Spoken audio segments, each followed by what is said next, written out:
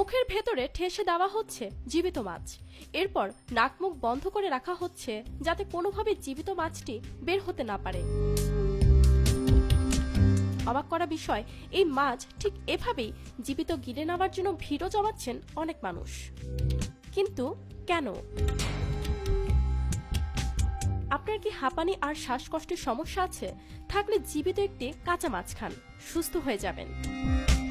না, পরামর্শটি আমার পক্ষ থেকে না, বরং ভারতের হায়দ্রাবাদে পালিত হচ্ছে এমনই এক অনুষ্ঠান যেখানে হাজার হাজার স্থানীয়রা শ্বাসকষ্ট রোগের প্রতিষেধক হিসেবে গিলে ফেলছে জীবিত মাছ। শুনলাম এই মাছটি জীবিত খেয়ে নিলে হাঁপানি আর শ্বাসকষ্টের সমস্যা সেরে যায়। আমার এই দুটো সমস্যাই আছে, যদিও জীবিত অবস্থায় মাছ মুখে নেওয়া অনেক অস্বস্তির। অনেক সময় মাছটা গিলে ফেললেও মুখের বাইরে চলে আসে, তখন আবার গিলে ফেলতে হয়। এটি এমন এক চিকিৎসা যার দিন নির্ধারণ করেন হিন্দু ধর্মের জ্যোতিষীরা। জীবিত মাছ গিলে ফেলার এই প্রথাকে নাম দেওয়া হয়েছে মাছ প্রসাদম, যে প্রসাদ গ্রহণ করার জন্য টানা 3 বছর আসতেই হয়। জীবিত এই মাছগুলোর নাম মুরেল।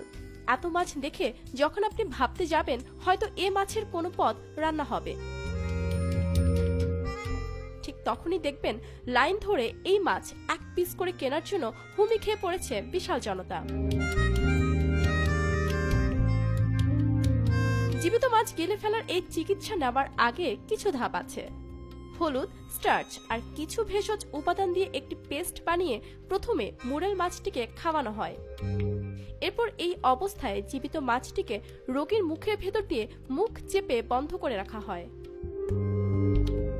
গত 20-25 বছর ধরে আমি এখানে আসি। 2 বছর ধরে ওষুধ হিসেবে জীবিত মাছ খাচ্ছি। গিলে ফেলার কয়েক মিনিট পরেই সব ঠিক হয়ে যায়, তাই চিন্তার কিছু নেই। দেখতেই পাচ্ছেন আমি সম্পূর্ণ সুস্থ। চিকিৎসাটি আসলে কার্যকর কিনা তার কোনো প্রমাণ না থাকলেও চিকিৎসাটি স্থানীয়দের মধ্যে বেশ জনপ্রিয়। এছাড়া দায়িত্বরত আয়োজকরা দাবি করেন এই মাছ আসলেই হাঁপানি এবং শ্বাসকষ্টের জন্য প্রতিষেধক।